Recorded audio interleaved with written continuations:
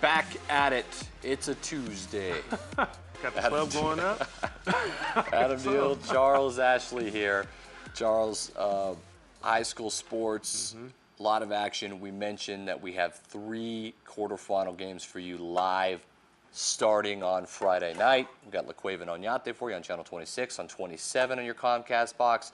Of course, we've got at Rio Rancho taking on La Cueva, and then on Saturday afternoon, we'll have the El Dorado Eagles taking on the Cibola Cougars, all for you, all on ProViewNetworks.com as well. So a busy weekend coming. Busy weekend, and hey, shout out to our camera guys, our directors, because they're going to go straight from football to basketball on Monday.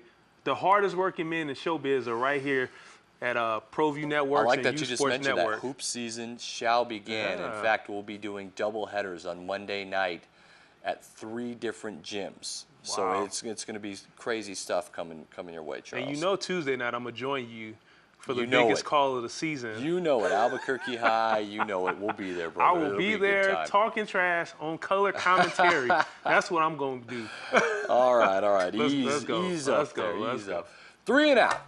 Some friendly debate. And the first topic is, well, Yeah. what are we going to watch for this week? Well, we just told you what you can watch. Yeah. Now we'll tell you in depth about exactly Yes. what you're going to watch for. Okay. Las Cruces is going to take on the Rio Rancho Rams. Charles, Sam Ellis, backup quarterback for Cam Miller, is going to come in. Had a big weekend against Atrisco, but we know how Atrisco was, okay? Atrisco has struggled. I don't know how much of a test it was. Atrisco looked good against the teams they should look good against, but they looked terrible against the teams that tested them. Cruz is going to go back to Rio Rancho High School, and quite frankly, Rio Rancho owned the first of this series at Rio Rancho. They'll once again play at Rams Stadium. How do you see this? Well, they owned it, and you and I touched on it. We were talking about how Rio Rancho got up, they got a little cocky. They were like, hey, you know, a lot of personal fouls. We got the game under hand. But what I think is going to do for them, for Cruces, I think gave them a little confidence. They said, we can play with these guys. They're not as good as they think they are. So those fouls towards the end of the game where you thought these teams might see each other in the finals, they're seeing each other a little earlier than probably the most expected, will give them a little bit more confidence. And with Ellis playing really well, I mean, Sam Ellis, he stepped into a position where a lot of people will crumble. And he went to Atrisco. They came up here, long road trip, won a hard-fought battle, not really, against a team that runs the ball really, really well and has a pretty good defense, and Ellis performed well with all those weapons. The Rams are getting attention on offense. Yes. But where I want to mention is their defense and a gentleman named Ikeka Waters, for example, Charles. Anthony Nolan. I think this is a Look at that. I mean, that's beast. after an offensive touchdown right there, but he is a defensive monster. I think the Rams have gotten better throughout the season, so that's going to be difficult for Las Cruces. Obviously, we'll give our projections later. You know where I'm going to go with this. How could I go against my guys? I'm just not going to, you know.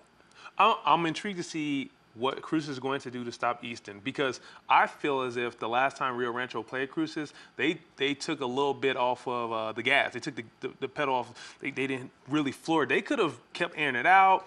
I didn't think Cruces really were matching up well with Patterson, Angelo Lujan. There's no one can match up with Angelo Lujan, number 1.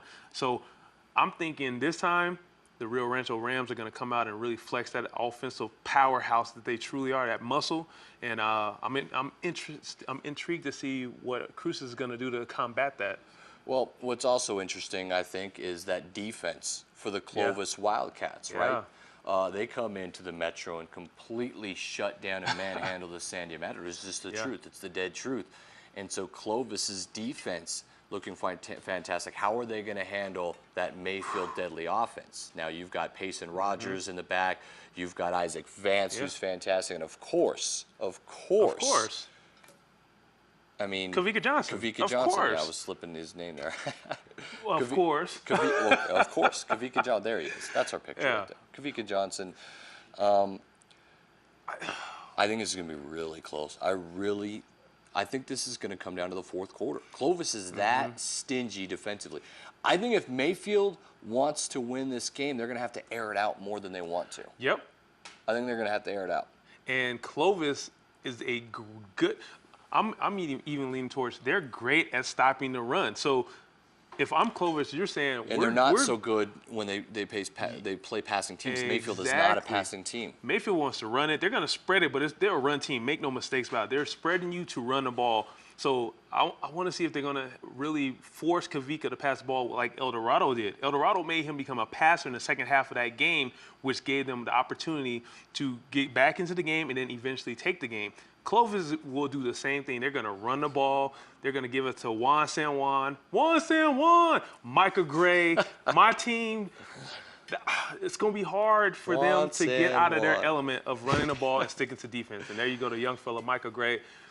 I mean, you couldn't have a more contrasting style of teams playing. A game maybe that's not getting the most attention, but we're highlighting for sure, is maybe the biggest smash mouth in your face game that we'll see, and that's Oñate. They're going to take on the La Cueva Bears. Coach Back and company, fresh off their bye, going to take on Oñate, who just defeated Manzano, held him on a 2-point conversion to tie it late. Yeah. Oñate, the Knights, they're looking pretty good. Right there, you got to raise a good running back. You got Fabian Reyes at quarterback. They rely on their defense just as much as La Cueva, and you're right. This is going to be a smash mouth football game. You're going to have a battle in the trenches. We're going to get to see really good linebackers flying around making plays. What quarterback is going to limit their mistakes? I think that's going to be the deciding factor in this, because eventually someone's going to have to throw the ball. Bo going to have to throw the ball, or Fabian's going to have to throw that ball and not turn the ball over. So I'm leaning towards La Cueva because I think they have more outside weapons. Oñate seems more of a running type of team and passes when they have to. But we'll see. I just know it's going to be tough in the trenches. It's going to be good battle. I think it's difficult because of the smash mouth game that Oñate had to play last week. They have to play it back-to-back weeks, basically. They had a bye week to get ready for Manzano. Because their 10th week happened to be their bye week. So I think this is going to be difficult to smash because there's nothing that can prepare you for Mitch Cantwell coming up that zero hole for that dive play. It's going to be some smash mouths. Real quick, your top performers this week. Okay, so moving on here, and top performers, uSports top performers. Charles, I got to go with my guy, Oscar Chapman. Yeah. Oscar Chapman for the Cibola Cougars is a good game. He's a G. He's out of control. Yeah. He's going out on a Tuesday. I mean, he is going out on a Tuesday. 200 yards rushing against Cleveland. He was the difference in my opinion. I'll give you one. I like Sam Ellis. I like how the young fella came through in the clutch. 239 yards in the air, 2 TDs, 69 rushing yards, and a touchdown. The way to step in for Cam Miller and get the job done, young fella. Sam Ellis. Cruces, they don't miss a beat. Charles, come back 3 and out. We won't miss a beat either. Yeah, on a Tuesday. So you crazy.